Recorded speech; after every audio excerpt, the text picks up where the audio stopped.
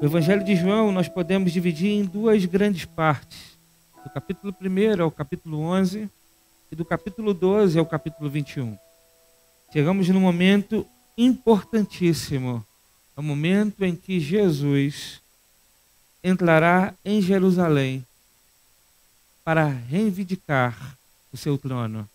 Eu quero que os irmãos imaginem comigo. Eu sei que os irmãos gostam daquelas séries épicas, tipo Viking e outras. Imagine comigo um reino, um castelo, onde aquele que está sentado no trono não é digno de estar reinando, ele é opressor, ele é mau, e o povo já sofre por muito tempo na expectativa da chegada do rei, do verdadeiro rei. O povo espera por essa promessa. Há uma promessa de que o rei um dia vai chegar, que o verdadeiro rei um dia tomará o seu reino e reinará com justiça. Há essa promessa para o povo. Então, de repente, chegou a hora. É hora do rei entrar pelas portas do seu reino para tomar o seu lugar. Mas diferente de outros reis, como nós vemos em filmes, em séries, ele não reúne um exército, ele não usa armas, ele não está disposto a guerrear de uma forma física com armas materiais. Pelo contrário, ele sobe no jumentinho e entra pelas portas do seu reino. O povo, então, reconhece nessa parábola encenada que, de fato, ele é o rei. Corre para as portas do reino. Seguram folhas de palmeiras, ramos de palmeiras, e começam a gritar: salvem o rei, salvem o rei, salvem o rei. Hosana, que significa salvar agora, salve, salve o rei. E o povo canta e clama: bendito é o rei que vem em nome do Senhor. É exatamente isso que nós vamos ver no texto. Eu quero que os irmãos ouçam e imaginem essa cena. Ela tem muita coisa para nos ensinar. E eu quero pedir aos irmãos que fiquem atentos, porque daqui para o final do Evangelho de João vai ser, posso dizer aos irmãos, os capítulos mais intensos dessa série. Vai ser algo, aquela coisa assim, de soco no estômago. Eu quero dizer aos irmãos, não percam um capítulo dessa série até o fim. Vai ser extraordinário. Nós vamos ver coisas tremendas acontecendo. E certamente Deus falará muito ao seu coração até o final. Vamos ler o texto. João capítulo 12, verso 12 a 19. Diz assim a palavra do Senhor. No dia seguinte, a grande multidão que tinha vindo para a festa ouviu falar que Jesus estava chegando a Jerusalém. Pegaram ramos de palmeiras e saíram ao seu encontro gritando: Hosana, bendito é o que vem em nome do Senhor, bendito é o rei de Israel. Jesus conseguiu um jumentinho e montou nele, como está escrito: não tenha medo, ó cidade de Sião, eis que o seu rei vem, montado no jumentinho. A princípio, seus discípulos não entenderam isso. Só depois que Jesus foi glorificado, eles se lembraram de que essas coisas estavam escritas a respeito dele e lhe foram feitas. A multidão que estava com ele, quando mandaram Lázaro sair do sepulcro e o ressuscitaram dos mortos, continuou a espalhar o fato. Muitas pessoas puderam ouvir falar que ele realizara tal sinal milagroso, foram ao seu encontro. E assim os fariseus disseram uns aos outros: não conseguimos nada. Olhem como o mundo todo vai atrás dele. Amém? Que o Senhor possa abençoar o nosso coração à luz de sua palavra. Meus irmãos, o que nós estamos vendo e ouvindo à luz da palavra de Deus é a entrada triunfal de Jesus. Cristo, então, entra em Jerusalém na entrada triunfal, revelando que ele era o Messias prometido, que de fato ele é o Cristo, e isso revela Jesus como o Messias, o Salvador e o Rei de Jerusalém, o Rei aguardado, o Rei da casa de Davi, da linhagem de Davi, o Rei prometido no Antigo Testamento. O texto mostra isso e o reconhecimento do povo. O verso 12 vai mostrar isso para nós. O verso 12 e o verso 13, o texto diz: no dia seguinte, a grande multidão que tinha vindo para a festa ouviu falar que Jesus estava chegando a Jerusalém. Pegaram ramos de palmeiras e saíram ao seu encontro, gritando: Hosana, bendito é o que vem em nome do Senhor, bendito é o Rei de Israel. O povo, então, correu para saudar Cristo como seu Salvador. O povo correu para saudar Jesus como Rei. E, de fato, Jesus é Rei. De fato, Jesus veio para reinar. Hosana significa um clamor pelo Salvador. A palavra que significa salvar agora, ou nos salve, nós suplicamos. O povo então estava oprimido, aguardando com expectativa o cumprimento das promessas que Deus havia feito no Antigo Testamento. E agora eles enxergam essas promessas se cumprindo na pessoa de Jesus. Então, a entrada triunfal revela Cristo como Salvador e Rei, mas ela também revela o cumprimento das promessas do Antigo Testamento. O verso 14 ao versículo 16 diz: Jesus conseguiu um jumentinho e montou nele. Como está escrito: não tenhas medo, ó cidade de Sião, eis que o seu rei vem montado no jumentinho. A princípio, seus discípulos não entenderam isso. Só depois que Jesus foi glorificado, perceberam que lhe fizeram essas coisas e que elas estavam escritas a respeito deles. Veja então, meus irmãos, nós estamos enxergando um cumprimento de uma profecia do Antigo Testamento. Zacarias capítulo 9, verso 9 diz: alegre-se muito, cidade de Sião, exulte Jerusalém, eis que o seu rei vem a você, justo e vitorioso, humilde e montado no jumento, um jumentinho, cria de jumenta. Havia profecia então que quando o Messias chegasse, ele entraria em Jerusalém, assentado em um jumentinho. E Jesus então, sabendo disso, cumpre essa profecia ao entrar em Jerusalém desse modo. Aqui então nós temos não apenas o cumprimento da promessa da chegada do Rei de Israel, da chegada do Messias, como também nós temos aqui o cumprimento, o início, talvez, dessa fase final do cumprimento do projeto de redenção. Cristo veio ao mundo para nos salvar. E agora, nesse momento, ele está entrando em Jerusalém para cumprir com o propósito dado pelo Pai. Está se aproximando, então, de conquistar de uma vez por todas a vitória para nos resgatar para Deus, para que nós pudéssemos, então, viver uma vida dentro dos propósitos que Deus estabeleceu para nós quando nos criou. É tão interessante, se a gente abrir o texto lá de Efésios, Efésios capítulo 4, Efésios capítulo 4, quando o apóstolo Paulo se refere aos dons que é dado à igreja, a partir do verso de número 9, o apóstolo Paulo vai utilizar essa linguagem que nós estamos utilizando aqui, uma linguagem de conquista, de triunfo, de libertação dos cativos. Veja o texto, vamos ler a partir do verso 7 do capítulo 4 de Efésios. O texto diz: e a cada um de nós foi concedida a graça conforme a medida repartida por Cristo. Por isso é que foi dito, quando ele subiu em triunfo às alturas, levou cativo muitos prisioneiros e deu dons aos homens. Que significa? Ele subiu, senão que também havia descido à profundeza da terra. Aquele que desceu é o mesmo que subiu acima de todos os céus, a fim de encher todas as coisas.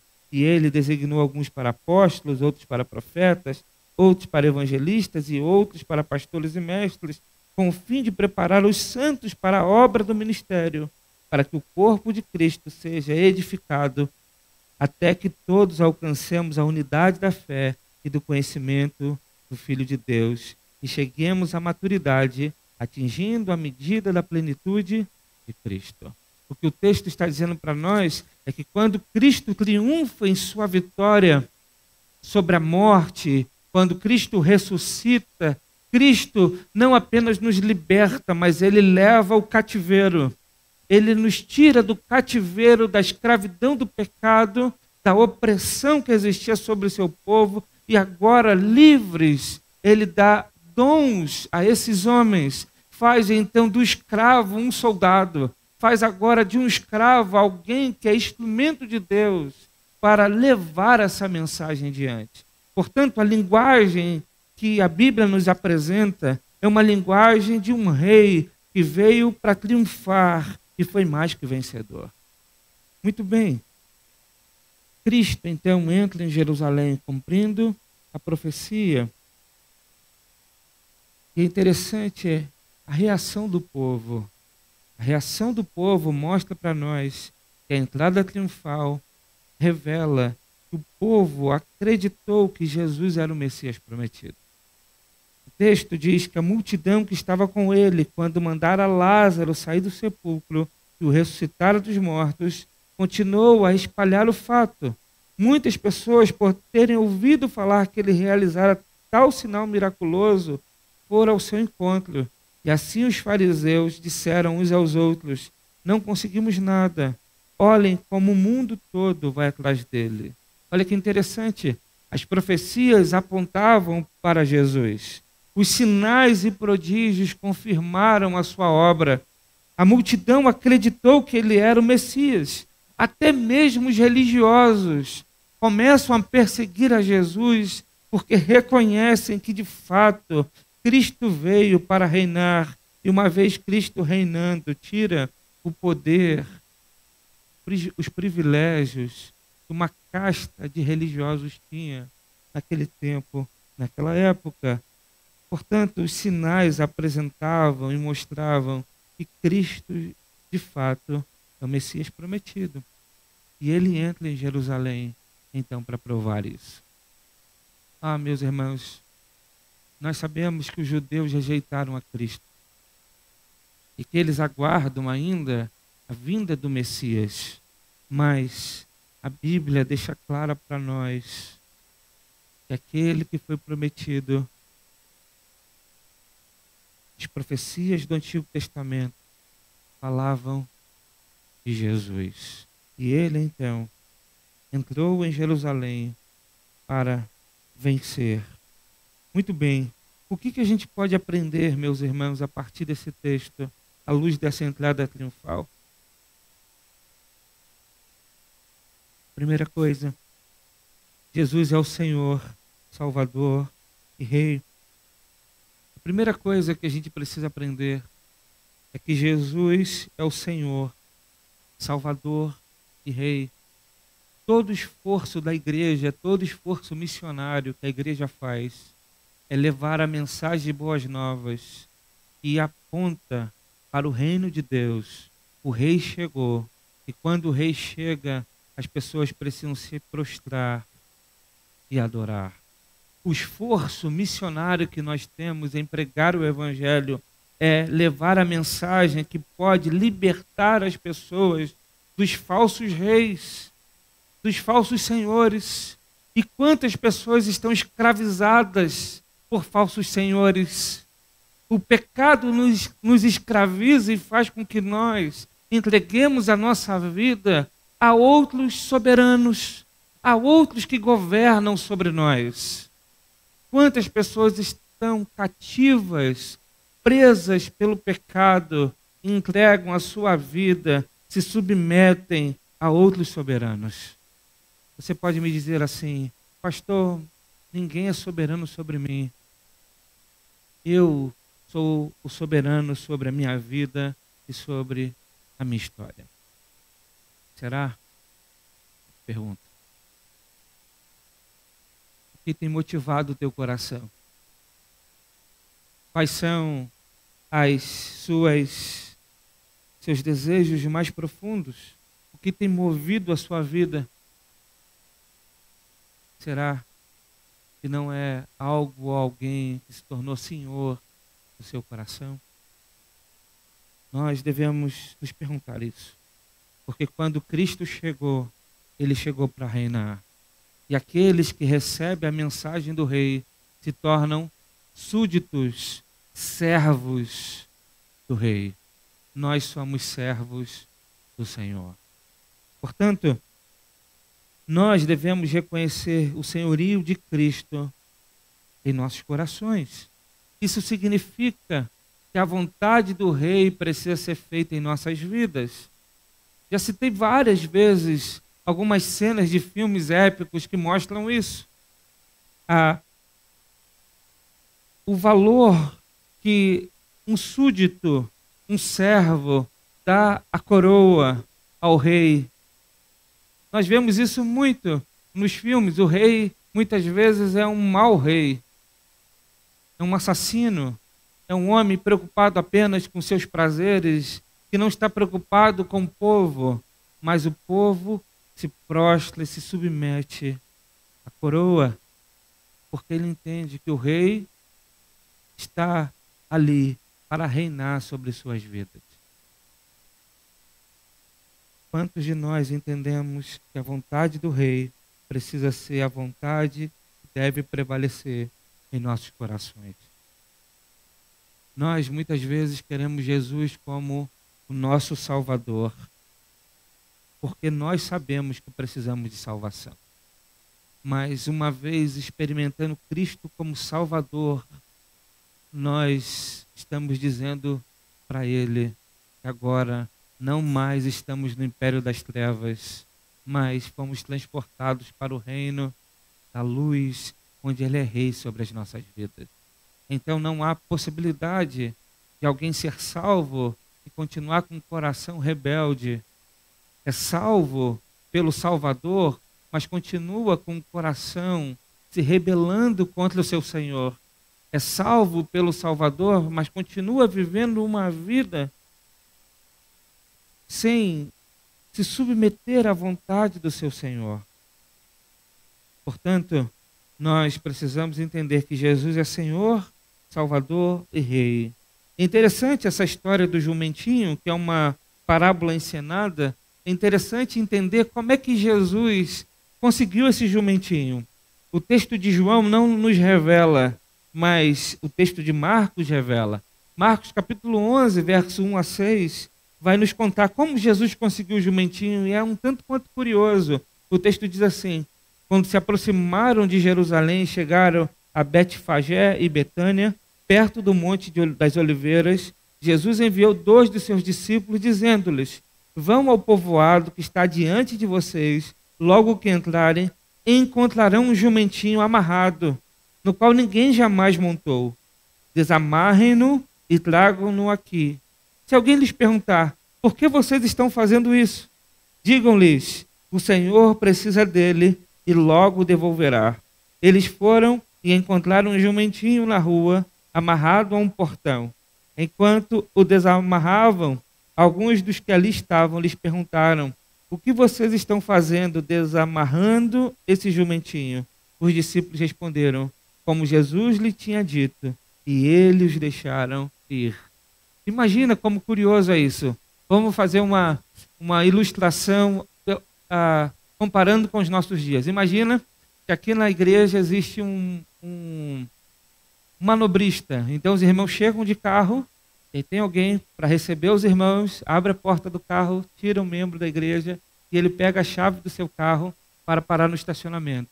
E ele vai e coloca a chave num quadro de chaves. E está ali. Jesus, sabendo disso, imaginem comigo, ele vira para os seus discípulos e diz o seguinte: olha, vai lá na segunda igreja batista, lá tem um quadro de chaves, escolha aquele carro zerado, que ninguém nunca usou ainda, pega aquela chave do carro novinho, ele é um jumentinho, mas vai servir. Pega aquela chave lá e liga o carro e vem embora. Se alguém parar e te perguntar alguma coisa, você diz o seguinte: olha, o Senhor Jesus pediu para que eu viesse aqui, pegasse esse carro, porque ele vai precisar dele. Aí o texto diz, e eles responderam: tá bom, pode levar. É de Jesus. Sabe o que isso nos ensina? Que Jesus é Senhor de tudo. De tudo. Até dos nossos bens. Agora imagina se não fosse Jesus. Imagina se fosse qualquer outra pessoa que chegasse aqui na porta da igreja e tem um quadro de chaves e alguém pegasse a chave, o que o manobrista diria? Oh, peraí. Está pegando o que aí? Não, porque fulano de tal está pedindo. Não. Esse carro aí é de um membro da igreja. Tira a mão daí. Isso aí não te pertence. Não seria assim? Mas o texto diz que Jesus disse: olha, esse jumentinho vai estar amarrado de tal forma. Quando você chega lá, não pede a ninguém, pega. E alguém vai te perguntar: por que você está mexendo aí? Você diga: Jesus pediu. Ok, está tudo certo. Isso ensina para nós, meus irmãos, que Ele é o Senhor de todas as coisas. Ele é o Senhor do tempo, Ele é o Senhor da história. Ele é o Senhor soberano que sabe todas as coisas. Ele é o Senhor das nossas vidas. Ele é o Senhor dos nossos bens. Ele é o Senhor de tudo. Entenda isso. E quando você entender isso, será libertador para você. Quanto menos você viver apegado às coisas desta vida, será libertador para você. Eu não estou falando só de questões materiais, estou falando de tudo. Se apegue em Jesus e desapegue de tudo aquilo que toma o teu lugar no lugar de Jesus. Desapegue de tudo aquilo que toma o teu lugar, o lugar de Jesus em teu coração. Ele precisa ser o Senhor da tua vida. Mas, em segundo lugar, o que a gente pode aprender nesse texto? Que acreditar não é o mesmo de ter fé salvadora. Presta atenção nesse ponto. Acreditar não é o mesmo de ter fé salvadora. A gente pode olhar para essa cena, a multidão indo receber Jesus e dizendo: meu rei, salve o rei de Jerusalém, salve o rei de Jerusalém. A gente pode dizer: caramba, legal, todos são salvos. Todos acreditaram que ele é o Messias, se entregaram a ele, creram que a promessa se cumpriu, que bacana. Mas se a gente continuar a história, a gente vai ver que essa mesma multidão que recebe Jesus em Jerusalém e grita: Hosana, Hosana, bendito é o rei, bendito é aquele que vem no nome de Deus, é a mesma que depois grita: crucifica-o, crucifica-o, crucifica-o. Perceba? Acreditar não é o mesmo que ter uma fé salvadora. Acreditar em Jesus não é o mesmo que viver para Jesus. Acreditar em Jesus não é o mesmo de entregar a vida para Jesus. Acreditar em Jesus não é o mesmo de entender que agora não vivo eu, mas Cristo vive em mim. Acreditar em Jesus não é o mesmo de querer a cada dia viver uma vida para Ele e para a glória do nome dEle. Há uma multidão que acredita, mas poucos desta multidão que de fato demonstram fé salvadora. E nós precisamos olhar para o nosso próprio coração. E você precisa testar o seu coração ao ponto de saber se você acredita ou apenas acredita ou de fato tem fé salvadora. Você precisa olhar para o seu coração para entender o que passa dentro dele. Porque apenas acreditar, a Bíblia vai dizer que até o inimigo acredita. Se nós abrirmos o texto de Tiago, nós vamos ver que o texto de Tiago apresenta essa verdade para nós. Tiago, capítulo de número 2.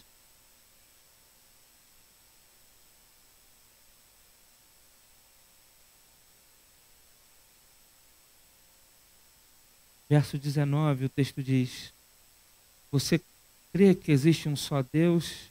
Muito bem. Até mesmo os demônios creem e tremem. Você acredita que existe um só Deus? Muito bem. Até os demônios creem e tremem. Portanto, essa mesma multidão que recebe Jesus é a mesma multidão que depois grita: crucifica-o, crucifica-o, crucifica-o. E por que isso acontece? Porque a multidão que recebe Jesus nas portas de Jerusalém cria uma expectativa de um rei que não se cumpre.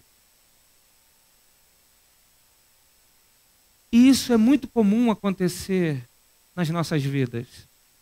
Muitas vezes nós fazemos uma expectativa de Deus, uma expectativa das bênçãos que o Senhor pode nos entregar. E quando as coisas não acontecem do jeito que nós imaginávamos, o que acontece com muitos? Se afastam de Deus. Por quê? Porque eles criaram uma imagem de Deus.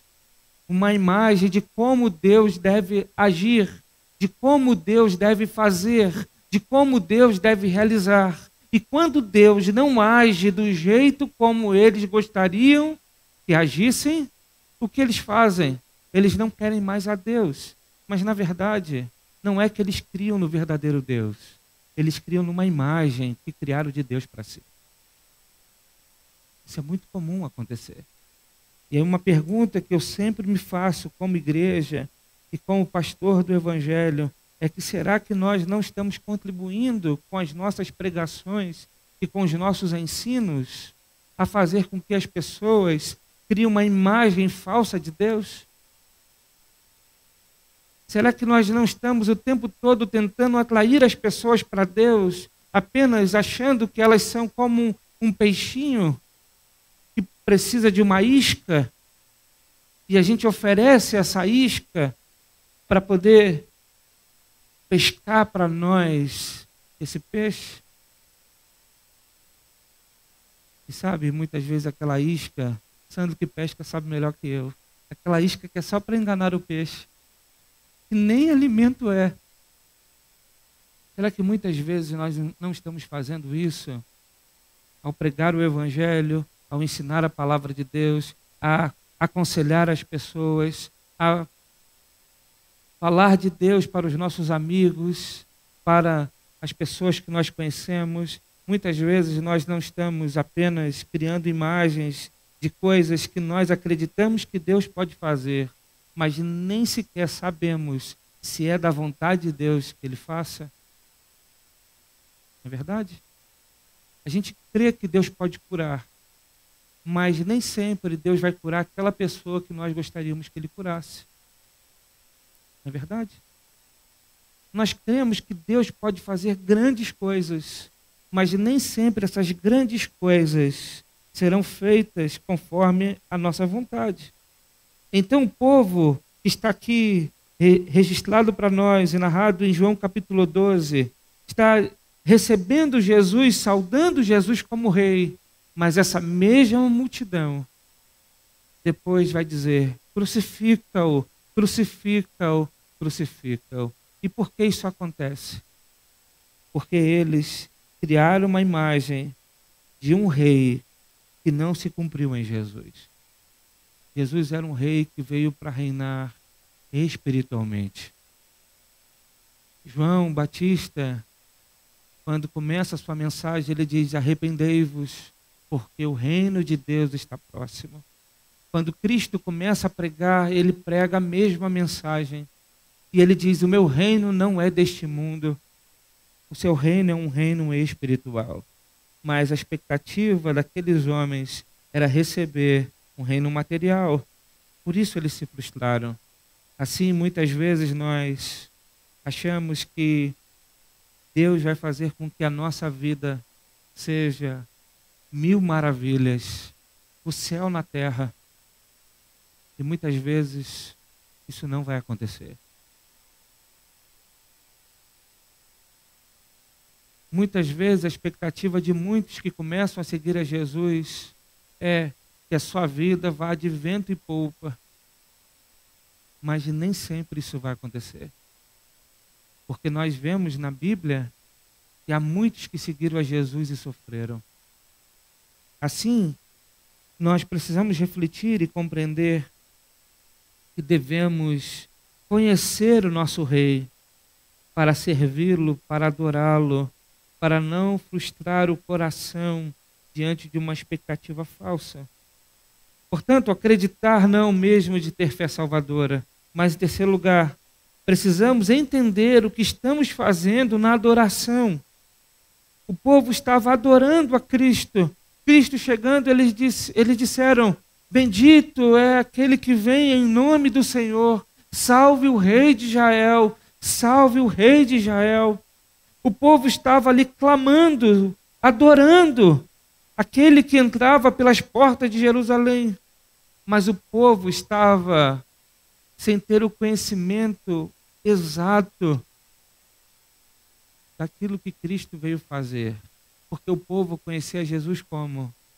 O texto vai dizer para nós que a multidão que viu o milagre de Lázaro acontecer estava espalhando cada vez mais esse feito, esse milagre. E muitos então foram para ver Jesus, porque ouviram que Jesus havia ressuscitado Lázaro do túmulo. O verso 17 do capítulo 12 diz isso. A multidão que estava com ele quando mandara Lázaro sair do sepulcro e o ressuscitara dos mortos, continuou a espalhar o fato. Muitas pessoas, por terem ouvido falar que ele realizara tal sinal milagroso, foram ao seu encontro. As pessoas, então, conheceram a Jesus, não conhecer de fato quem ele era, mas simplesmente ouviram o milagre, o sinal que ele havia feito ao ressuscitar Lázaro. Assim, muitas pessoas estão fundamentando a sua fé e a sua vida espiritual naquilo que outros dizem, naquilo que elas ouviram falar de Deus. E muitas vezes, aquilo que nós ouvimos falar de Deus não condiz com o que a Bíblia fala a respeito de Deus. Não é verdade? Portanto, aquela multidão estava adorando a Jesus, mas não conhecia quem estava adorando. E nós, então, precisamos entender quem estamos adorando. Quem estamos adorando? Quem nós estamos louvando todas as vezes que nos reunimos como igreja? Quem nós estamos adorando? A outra pergunta que nós devemos fazer é: por que estamos adorando? Por que nós estamos adorando? É porque criamos uma expectativa de que Ele vai realizar algo na nossa vida? Ou porque nós sabemos verdadeiramente que Ele é o Senhor dos nossos corações, é aquele que morreu em nosso lugar na cruz, e por conta dele nós somos salvos, porque por ele nós fomos reconciliados com Deus? Por que nós adoramos a Cristo? É numa expectativa daquilo que Ele pode fazer? Ou é a convicção de que Ele já fez por nós? Deus já provou o seu amor quando entregou seu Filho para morrer em nosso lugar. Por que nós o adoramos? Será que a nossa adoração ela está relacionada a uma espécie de barganha, onde nós damos com uma mão e queremos receber com a outra, e quando nós não recebemos como nós gostaríamos, então achamos que não vale mais a pena dar a outra mão? Nós vimos hoje pela manhã que somos nós que precisamos de Deus. Ele é autoexistente. Ele criou todas as coisas, e todas as coisas surgiram por causa dele. Portanto, somos nós que dependemos dele. Portanto, nós devemos pensar: por que estamos adorando? Qual a nossa expectativa na adoração? Para que nós não clamemos Hosana em um dia e depois gritemos: crucifica-o, crucifica-o, crucifica-o. Por que nós estamos adorando? precisamos então entender o que nós estamos fazendo na adoração. Meus irmãos, a nossa fé é um mistério, é um tanto quanto místico. Por quê? Porque é um Deus que toca o nosso coração e abre os nossos olhos para adorá-lo, para servi-lo. É verdade? É um milagre que acontece. A conversão é um milagre porque é a ação do Espírito Santo em nossos corações. É um milagre. Mas quando os nossos olhos se abrem para a verdade, nós devemos então compreender o que nós estamos fazendo. Precisamos entender o que nós estamos fazendo. Precisamos conhecer o que nós estamos fazendo, para que nós não sejamos massa de manobra, levado para cá e para lá, por todo vento de doutrina, para que as pessoas não aproveitem da nossa boa fé. Nós precisamos saber o que nós estamos fazendo, para que no final nós não nos frustremos. Quer ver uma coisa? Me perdoe se há alguém aqui nessa condição. Mas não há justificativa para alguém se afastar de Deus por causa de algum problema na igreja. Não há nenhuma justificativa. Nenhuma. Todas as vezes que você se afasta de Deus por causa de alguém na igreja, é porque você ainda não entendeu o que Deus fez por você.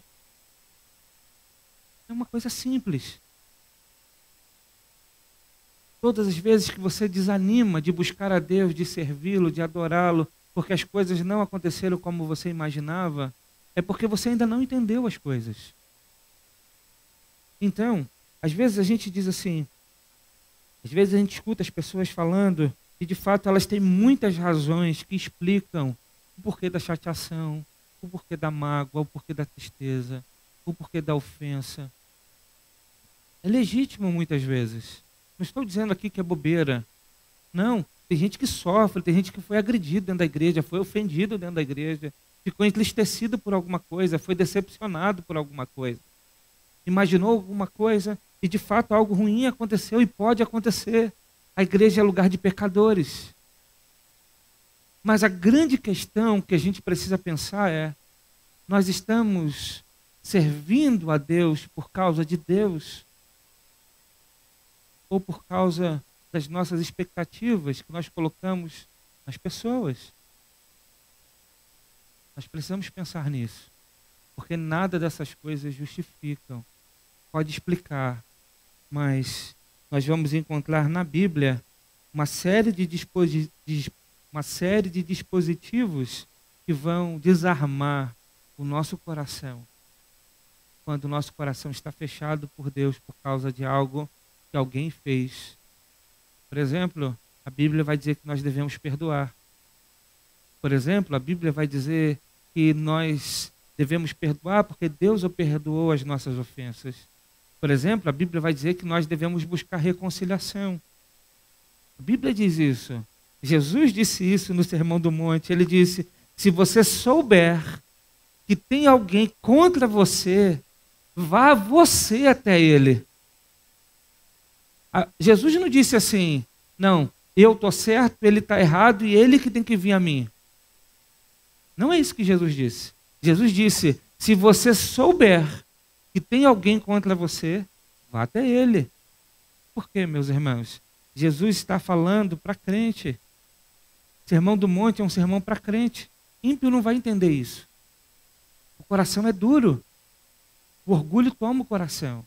Mas crente é aquele que entendeu que não mais vive para si. É aquele que entendeu que deve negar a si mesmo. Portanto, nós precisamos entender o porquê nós estamos servindo, adorando o nosso Senhor.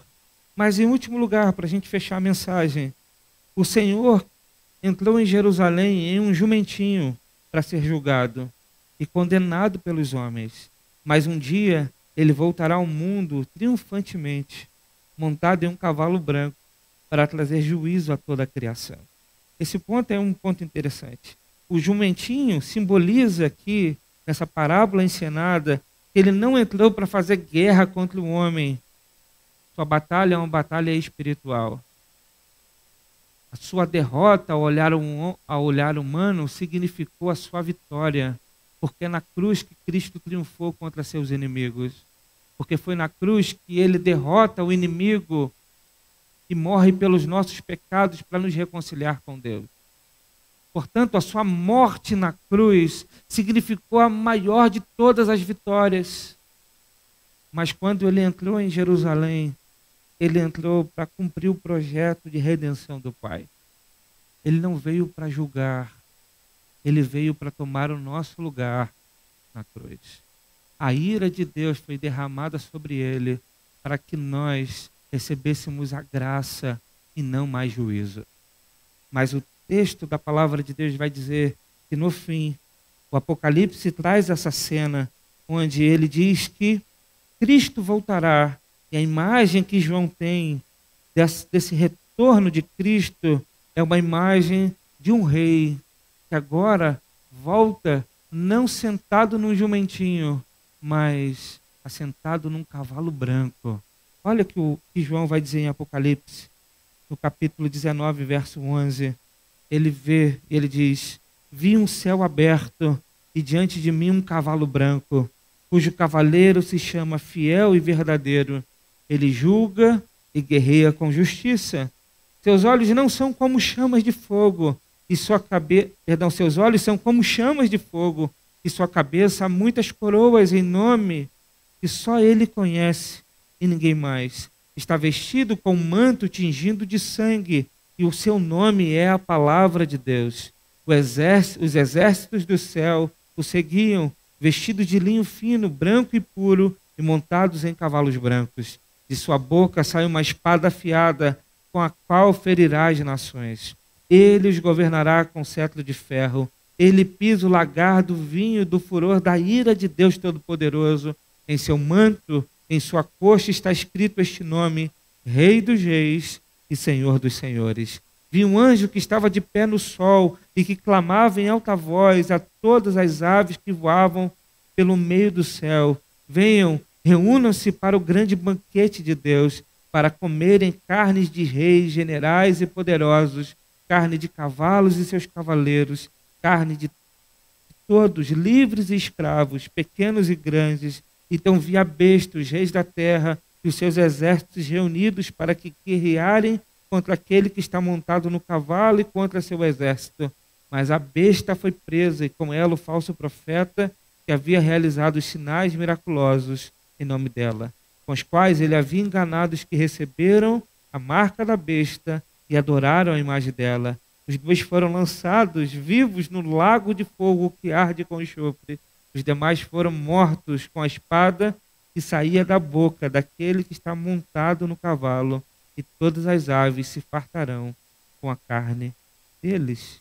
João, então, o mesmo que escreve o Evangelho, agora ele tem uma visão, e registra isso em Apocalipse, da volta de Jesus. E ele volta como rei, triunfando de forma gloriosa para julgar as nações. Nós não vamos comentar esse texto. Se os irmãos quiserem entender um pouco mais sobre o Apocalipse, vem às quintas-feiras, nós estamos fazendo a exposição de Apocalipse. Mas por ora, a intenção minha de trazer essa comparação é para mostrar o seguinte: quando Cristo veio a Jerusalém como Messias prometido, cumprindo as profecias do Antigo Testamento, ele vem não para julgar, mas ele veio para nos salvar. O Apocalipse, é interessante isso, ele vai mostrar nos abrir dos selos, das trombetas, das taças da ira de Deus, é que Deus vem derramando o seu juízo misturado com graça. Deus é soberano, ele não concorda com o pecado, ele é santo, santo, santo, e ele estabelece juízo contra a humanidade. Mas aqui ainda, nesse tempo, nós estamos vendo um juízo misturado de graça, porque ainda a igreja prega o evangelho de redenção, para a salvação, para a restauração do homem. Mas um dia o tempo da graça vai fechar. E quando Cristo voltar, ele volta para ser juiz. Portanto, o que nós precisamos compreender é que ainda temos tempo de nos submeter e receber a mensagem, nos voltar para aquele que reina sobre todas as coisas. E nós só podemos nos voltar para ele com arrependimento e fé, crendo que ele não é apenas o nosso rei, mas ele é o nosso salvador. Ele é aquele que morreu por nós. Nós vivemos num tempo em que Deus nos dá essa oportunidade. Mas chegará um tempo que não mais. Mas a Bíblia diz que todo joelho se dobrará e toda língua confessará que Ele é Deus. Até aqueles que não se voltarem contra Deus, um dia reconhecerão que Ele é o Rei dos Reis e o Senhor dos Senhores. Só que, se for mais na frente, talvez seja tarde. Por isso, pense nisso. Que Deus nos abençoe.